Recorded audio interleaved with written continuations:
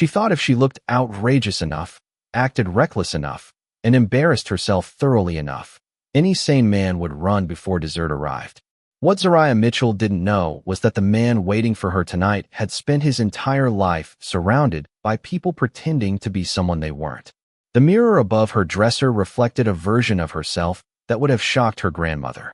Dark lipstick, heavy eyeliner, a leather jacket she had borrowed from a coworker, large hoop earrings that brushed against her neck every time she turned her head. Zariah tilted her head and studied the result. Perfect, she muttered. Absolutely terrible. Downstairs, her mother was already pacing the living room. The smell of baked cornbread drifted through the small Brooklyn apartment, while family photos lined the walls like silent witnesses to the argument that was about to happen. You're not wearing that, Patricia Mitchell said the moment Zariah stepped into view. Her eyes widened in disbelief. Tell me you're not wearing that. Zariah grabbed her purse. I am. Honey, this is a blind date, not a protest. That's exactly what it is. Her mother sighed heavily. Just give the poor man a chance. Zariah laughed without humor. Over the past 2 years, she had endured 6 blind dates arranged by relatives, church friends, co-workers, and even neighbors. Every single one had ended the same way. Awkward conversations, forced smiles, questions about marriage, questions about children, questions about why a 27-year-old woman was still single. She was tired of feeling like a project everyone wanted to fix. Mom, if this guy still wants a second date after tonight, I'll personally buy you a new car. Patricia folded her arms. You don't even own a car. Exactly. Outside, the summer air wrapped around Brooklyn like a warm blanket. Traffic rolled through the streets while distant sirens blended with music spilling from open storefronts. Zariah climbed into a rideshare and checked her phone. Her aunt had already sent 3 messages reminding her to be polite. Her cousin had sent a smiling emoji and a prayer hands emoji. Her grandmother had simply texted, "Be yourself." Zariah stared at that message longer than she expected. Be yourself. The irony almost made her laugh. Tonight was built around being anything but herself. She arrived at the restaurant 25 minutes late on purpose. The place was one of Manhattan's most exclusive dining destinations, a glittering space of crystal lights, polished marble, and quiet conversations spoken over expensive meals. Everyone looked elegant. Everyone looked successful. Everyone looked exactly like the type of people she wanted to avoid. Good, she thought. This won't take long. A hostess led her toward a private corner table. As they walked, Zariah noticed something strange. Several employees seemed unusually nervous. Managers adjusted their ties. Servers straightened their posture. Conversations softened whenever certain glances drifted across the room. She assumed some celebrity must be nearby. Then she saw him. The man waiting at the table stood as she approached. Tall, broad-shouldered, impeccably dressed in a charcoal suit. His calm gray eyes followed her every movement with unsettling focus. For a moment, neither of them spoke. Zariah immediately disliked how handsome he was. Handsome men complicated everything. Good thing she was about to fix that. She forced a dramatic smile, dropped into her chair without greeting him, and reached for the cocktail menu. Across the table, Alexander Romano simply watched her. And for reasons she couldn't explain, the corner of his mouth almost looked like it wanted to smile. Alexander Romano had expected many things when he agreed to the blind date. He had expected awkward conversation. He had expected forced politeness. He had expected another carefully constructed performance designed to impress him. What he had not expected was the woman sitting across from him reaching the cocktail menu before saying hello. What is the most expensive drink on here? Zariah asked the waiter. The young man hesitated. The reserve aged bourbon, ma'am. Perfect. I will take that. Her eyes drifted toward Alexander. Actually, make it a double. The waiter glanced at Alexander, clearly waiting for a reaction. None came. Very good, ma'am. As soon as the waiter left, Zariah leaned back in her chair and crossed her arms. She was prepared for judgment. Most men would have started lecturing her by now. Instead, Alexander simply picked up his water glass.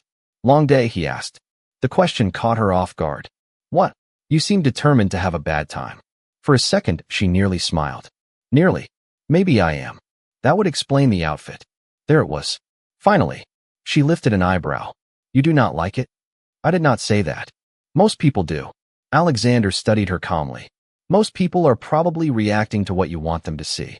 The words landed harder than they should have. Zoraya quickly looked away. She hated how observant he seemed.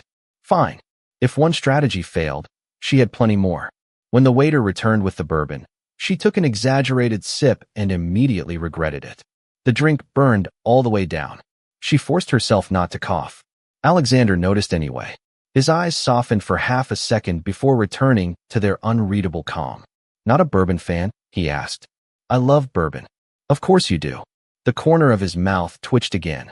That almost smile was becoming irritating. 10 minutes later, she was telling deliberately outrageous stories. She claimed she had once quit a job because her manager asked her to arrive on time. She claimed she hated weddings. She claimed she planned to adopt 6 dogs and never get married. Each statement was designed to send any reasonable blind date running toward the nearest exit. Alexander listened to every word with patient attention. Sometimes he asked questions. Sometimes he simply nodded. The more outrageous she became, the more interested he appeared. It made absolutely no sense. Then something unexpected happened. Near the center of the dining room, a little girl accidentally bumped into a server carrying a tray of sparkling water. A glass tipped over, spilling across the edge of a nearby table. The room collectively sighed with annoyance. The child froze. Her face turned pale with embarrassment. Before anyone else could react, Zoraya stood. She grabbed a stack of napkins from a service station and walked over. Hey, she told the little girl gently. Accidents happen. The child looked ready to cry. Zoraya knelt beside her. You know how many drinks I have spilled in my life. The girl shook her head. Enough to start my own river. A tiny laugh escaped. Relief washed across the child's face. A minute later, she returned to her seat.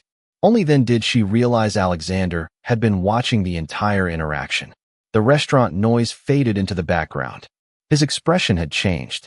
Not dramatically, just enough. As if he had finally caught a glimpse of someone hidden behind a locked door. And for the first time all evening, Zoraya felt nervous. Zoraya spent the next several minutes trying to recover control of a situation that no longer made sense. Every blind date she had ever endured followed a predictable pattern. A few awkward questions. A few forced compliments.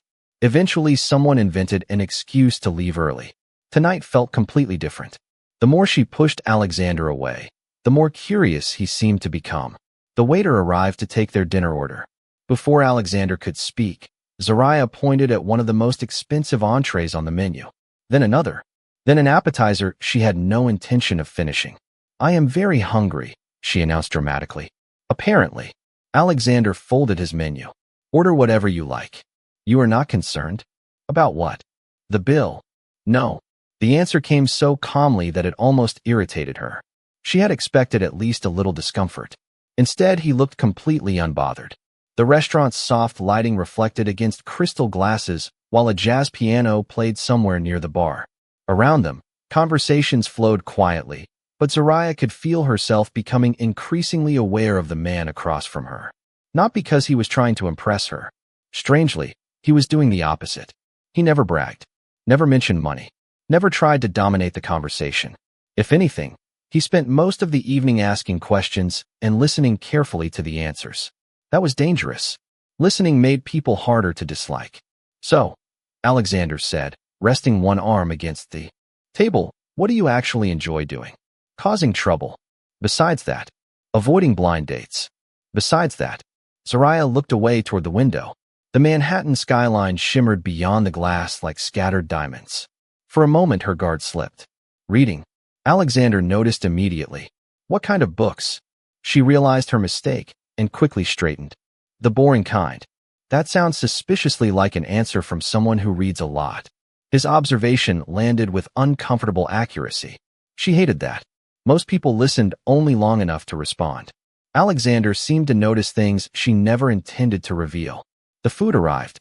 As they ate, Zoraya launched into another attempt to sabotage the evening. She described herself as stubborn, impulsive, impossible to deal with. She exaggerated every flaw she could think of. Any reasonable man would have reconsidered the date by now. Alexander simply nodded occasionally while his gray eyes remained fixed on her face. Eventually, he set down his fork. Can I tell you what I think? That question alone made her nervous. You are going to anyway. A faint smile appeared. I think you spent a lot of time preparing for tonight. Her stomach tightened. Obviously. No. I mean preparing.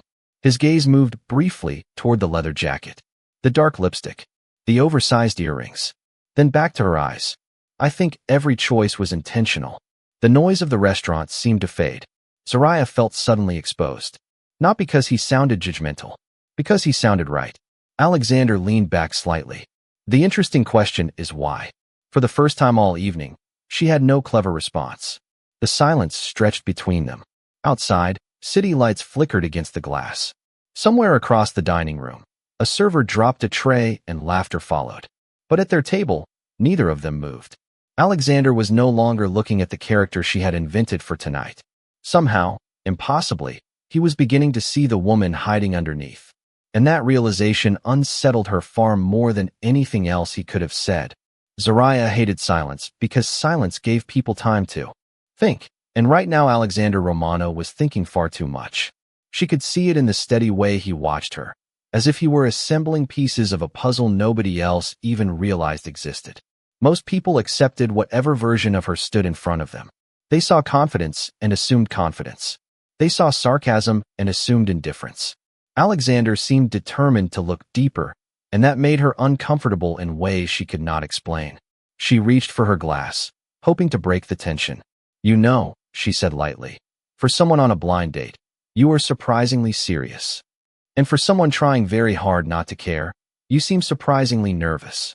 The response landed so quickly that she almost laughed despite herself. Almost. Instead, she rolled her eyes dramatically. Maybe you are not as observant as you think. That is possible. His calm agreement caught her off guard again. He was impossible to argue with because he never seemed interested in winning. The evening continued, but something subtle had shifted. The performance was becoming harder to maintain. Every exaggerated comment felt heavier. Every sarcastic remark sounded less convincing. It was exhausting pretending to be someone else for hours. The waiter arrived with dessert menus. Before either of them could speak, a sudden burst of laughter echoed from nearby tables. Several guests stood and turned toward the entrance. Curious, Zariah glanced over her shoulder. A local charity organization was hosting a fundraising event in one section of the restaurant. Volunteers carried gift baskets while donors mingled beneath elegant decorations. The atmosphere softened instantly. Smiles appeared. Conversations grew warmer. Zariah watched quietly. Then she noticed an elderly woman standing near the edge of the room, holding a tray of donated raffle tickets. Most people walked past her without stopping. She continued smiling anyway. There was something familiar about that smile. The kind worn by people who spent their lives serving others without expecting recognition. Without thinking, Zariah stood. Where are you going? Alexander asked. I will be right back. She crossed the room and purchased several raffle tickets from the woman. The volunteer's face brightened immediately. They exchanged a few words. Nothing dramatic. Nothing extraordinary. Just kindness. Simple, genuine kindness. When Zariah returned to the table, she found Alexander watching her again. But this time his expression looked different. Softer somehow. Less guarded. What? She asked. Nothing. That was definitely not nothing. Alexander glanced toward the volunteer. Most people ignored her. Zariah shrugged. Most people were busy. You were busy too. She looked down at the unused raffle tickets in her hand. My grandmother always said everyone deserves to feel noticed. For several seconds neither of them spoke. The noise of the restaurant faded into the background. Crystal chandeliers reflected warm light across polished floors while the city glowed beyond the windows. Then Alexander smiled. Not the faint almost smile she had seen earlier. A real one. Quiet. Genuine. Unexpected. The sight startled her more than she wanted to admit. Because in that moment he looked less like a powerful businessman and more like an ordinary man enjoying an honest conversation. And somehow that made him far more dangerous to her carefully constructed plan. For the first time that evening, Zariah found herself wondering whether she was trying to escape the blind date anymore, or whether she was trying to escape whatever was beginning to happen between them. The evening ended later than Zariah had planned. That alone felt like a failure. She had intended to escape within 30 minutes, leaving behind an uncomfortable memory and a relieved stranger. Instead, she found herself standing outside the restaurant beneath the glow of Manhattan streetlights, while warm summer air drifted through the city. Cars moved steadily along the avenue. Somewhere in the distance, a saxophone played from an open rooftop bar. "Thank you for dinner," she said. The words sounded strangely sincere. Alexander studied her for a moment. "You are welcome." Neither moved immediately. The silence felt different now. Less awkward. More dangerous. Soraya hated that. "Well," she said finally, adjusting the strap of her purse, "I should go." Of course. But his expression suggested neither of them wanted the conversation to end. A black sedan rolled quietly toward the curb. The driver stepped out and opened the rear door. Soraya noticed several people on the sidewalk subtly changing direction as they passed. Restaurant employees near the entrance straightened instinctively. Respect followed Alexander everywhere he went. It was impossible not to notice. "Good night, Alexander." "Good night, Soraya." She climbed into her rideshare and left before she could second-guess herself. Through the window, she caught one final glimpse of him standing beneath the city lights, hands in his pockets, watching the car disappear into traffic. By the time she reached Brooklyn, she was annoyed with herself. She should not be thinking about him. Yet his questions lingered in her mind. His observations. The way he seemed more interested in understanding people than impressing them. It made no sense. The next morning, life returned to normal. At least on the surface. Soraya woke before sunrise, changed into scrubs, and headed to the rehabilitation center where she worked long shifts assisting elderly patients. The building smelled faintly of coffee and disinfectant. Soft morning sunlight filtered through the lobby windows. Most of her co-workers arrived carrying oversized cups and sleepy expressions. Soraya threw herself into work, helping patients exercise, delivering meals, answering questions, anything to keep her mind occupied.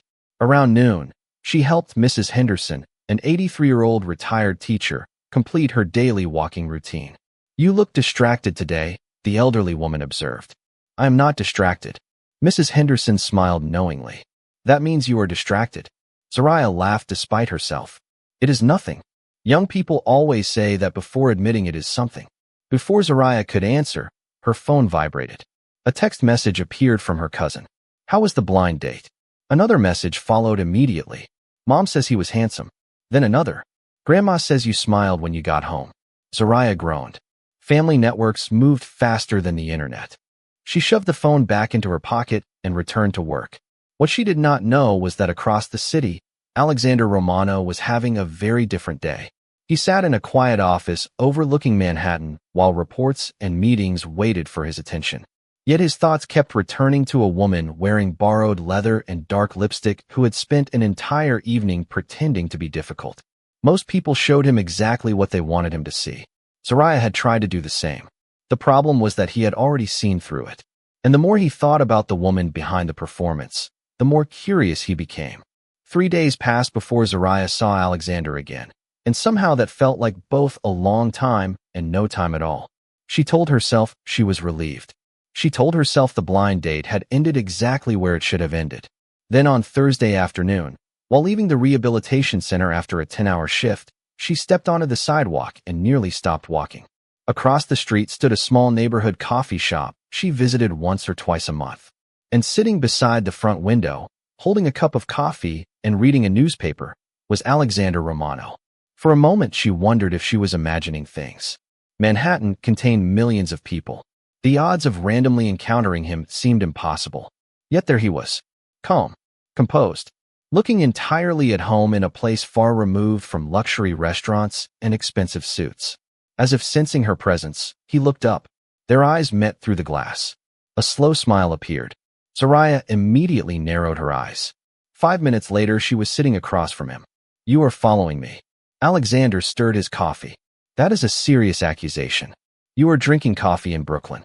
Brooklyn has excellent coffee." She hated that she almost laughed. Around them, afternoon sunlight poured through the windows while customers worked on laptops and students studied for exams. The atmosphere felt warm and ordinary. Alexander seemed strangely comfortable there. "So this is where you disappear every afternoon?" he asked. "Sometimes." "And what happens when you are not helping patients?" "I sleep." "I do not believe that." She folded her arms. "Why?" "Because you strike me as someone who spends her free time helping other people instead of resting." The observation hit closer than she wanted. In reality, her schedule was exhausting. Most evenings, she checked on her grandmother. Weekends were often spent helping her younger brother with college expenses and paperwork. There was always something that needed attention. Someone who needed help. Rest rarely made the list. Alexander noticed the brief shadow crossing her face. I was right.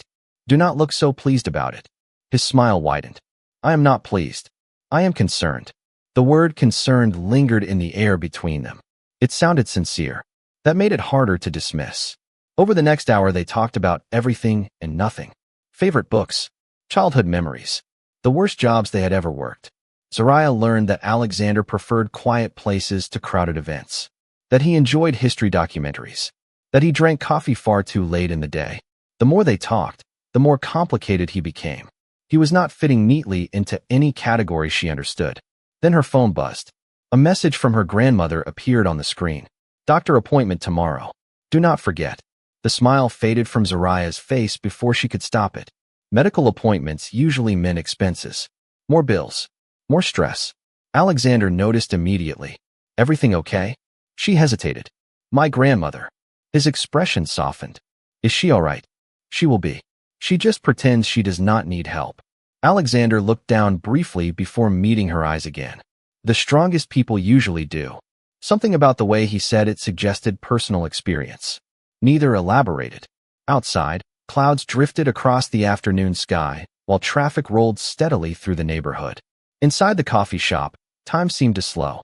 And for the first time in years, Alexander found himself rearranging his schedule because he did not want a conversation to end. What unsettled him most was realizing he wanted to see her again tomorrow. By the following week, something had changed, and Zariah knew it. The problem was that she did not know how to stop it. What had started as an unfortunate blind date had slowly become part of her routine. Coffee conversations, unexpected messages, shared jokes that somehow felt easier than they should. She caught herself looking forward to seeing Alexander, and that realization frightened her more than she wanted to admit. Fear had always arrived before disappointment. Experience had taught her that much. On Friday evening, she sat beside her grandmother in a small waiting room after a routine medical appointment. The older woman adjusted her glasses and watched her with suspicious amusement. You are smiling at your phone again.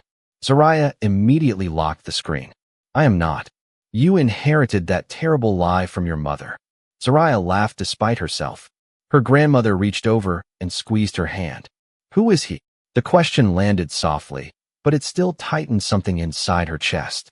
For several seconds, she stared at the floor. Then she surprised herself by answering honestly. I do not know. Her grandmother nodded as if that answer made perfect sense. That usually means you care.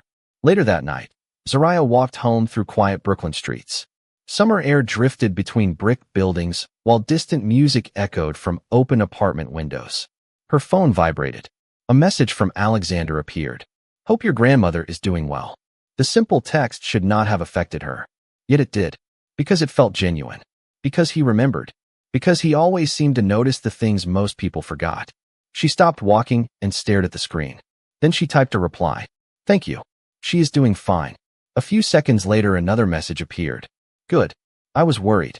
Zariah suddenly felt exhausted. Not physically. Emotionally. Keeping walls up required energy. Pretending not to care required effort. Every conversation with Alexander made those walls feel thinner. That frightened her. By the time she reached her apartment, a decision had already begun forming. The following afternoon, her family gathered for lunch. Cousins filled the apartment with noise. Children ran through hallways. Someone argued about basketball. Someone else complained about traffic. Normal family chaos.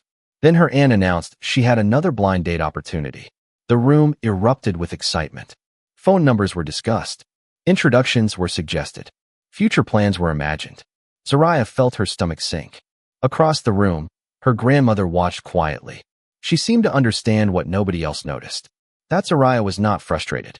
She was scared, because for the first time, her heart had become involved. Later that evening, sitting alone beside her apartment window, Zariah finally admitted the truth she had been avoiding. She had never been afraid of blind dates. She had never been afraid of relationships. She had been afraid of hoping. Hope created expectations. Expectations created disappointment. And disappointment hurt. Looking out across the city lights, she opened her phone and stared at Alexander's name. The logical choice was obvious. End this before it became something real. End it before she started needing him. End it before she could be hurt. Her thumb hovered over the screen. And for the first time since meeting him, Zariah seriously considered walking away. The message was simple. Maybe too simple. I think it is better if we stop seeing each other. Zariah stared at the screen for nearly 10 minutes before finally pressing send. The moment the message left her phone, a hollow feeling settled in her chest. She told herself it was relief. Relief was easier to accept than disappointment. Outside her apartment window, Brooklyn moved through another ordinary evening. Neighbors walked dogs. Children chased basketballs across cracked pavement. Music drifted from open windows. Life continued exactly as it always had. Yet something felt different. Her phone remained silent. No immediate reply. No questions. No arguments. Somehow that hurt more than she expected. Across the city, Alexander read the message twice. Then a third time. Most people would have accepted the words at face value. Alexander had spent years learning that what people said and what they felt were often very different things, especially when fear was involved. He set his phone aside and stared through the floor-to-ceiling windows of his office. Manhattan glowed beneath the evening sky. Meetings waited. Calls needed returning. Important decisions demanded attention. Yet his thoughts remained fixed on a woman who had spent their first evening together pretending to be someone else. A woman who smiled at elderly volunteers and worried about her grandmother. A woman who helped everyone except herself. The following morning, Zariah buried herself in work. She volunteered for extra tasks, stayed busy, avoided checking her phone. By lunchtime, she had convinced herself the decision had been correct. By late afternoon, she was no longer convinced. Mrs. Henderson noticed immediately. You look sad. I am tired. That is not the same thing. Zariah forced a smile. The elderly woman shook her head knowingly. Sometimes people walk away because they are afraid something matters. The words followed Zariah for the rest of the day. That evening she visited her grandmother. The older woman sat in her favorite chair, knitting quietly, while television commercials played in the background. After a few minutes, she lowered her knitting needles and looked directly at her granddaughter. What happened? Zariah blinked. What do you mean? You have been carrying something heavy all day. Silence stretched between them. Finally, Zariah sat beside her and told the truth. Not every detail. Just enough. The blind date. The conversations. The growing feelings she had never planned for. Her grandmother listened patiently. When the story ended, she smiled softly. So you pushed him away. Zariah stared at the floor. Maybe. And did it make you feel safer? The question lingered in the room. After several seconds, Zariah quietly shook her head. Her grandmother reached over and squeezed her hand. Fear protects us from many things. Unfortunately, it also protects us from happiness. Later that night, as Zariah walked toward the subway station, rain began falling gently across the city. She pulled her jacket tighter and descended the station stairs. The platform was crowded with commuters heading home. Then she froze. Standing near one of the columns, hands in his coat pockets, was Alexander Romano. No expensive entourage. No display of influence. Just a man waiting quietly beneath the fluorescent lights. When their eyes met, neither spoke immediately. The noise of arriving trains echoed through the station. Around them, strangers rushed past without noticing anything unusual. Alexander took one step forward. And suddenly Zariah realized he had not come to argue. He had come because she mattered. For several seconds, neither of them moved. The subway platform hummed with the ordinary rhythm of New York life. Trains arrived. Doors opened. Announcements echoed overhead. Commuters hurried past carrying umbrellas and briefcases, never realizing that two lives were quietly changing in the middle of the crowd.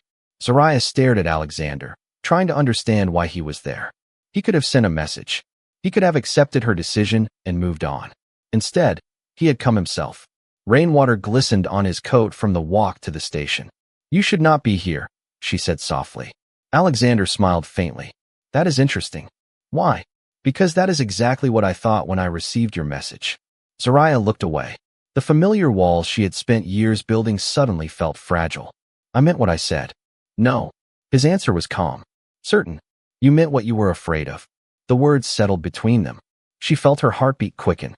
Alexander stepped closer, not enough to invade her space, only enough to make sure she could hear him over the noise around them. The first night we met, You tried to convince me you were someone else. A train rolled through the station, its headlights flashing across the platform. You wore clothes you did not normally wear, ordered things you did not even like, said things you hoped would make me leave. Despite herself, Zariah almost smiled. You noticed all that? I noticed everything. His voice remained gentle. And every time you pretended to be difficult, you accidentally showed me who you really were. She felt tears threatening at the corners of her eyes. You do not know me that well. I know that you help people when nobody is watching. I know you worry about your family more than yourself. I know you buy raffle tickets from lonely volunteers and remember the names of elderly patients. He paused. I know you are brave for everyone except yourself. The platform suddenly felt very quiet. Zariah lowered her gaze.